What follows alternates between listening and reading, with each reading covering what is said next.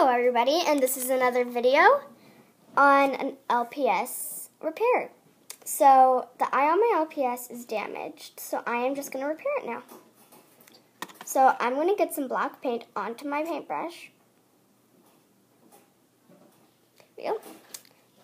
And now paint it onto the LPS eye. Carefully though, so I don't damage it. Like get it on the rest of the eye.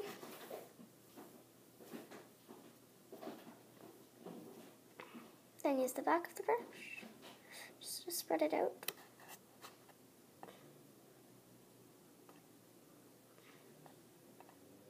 Get it over here a bit and over here, yes.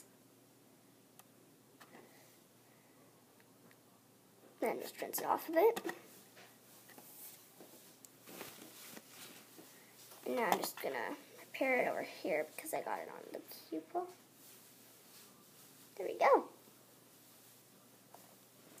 Then, when I first did it, it was all white, and now it's black. So it's normal again. Woo! Thanks for watching, and I'll see you later. Bye, people.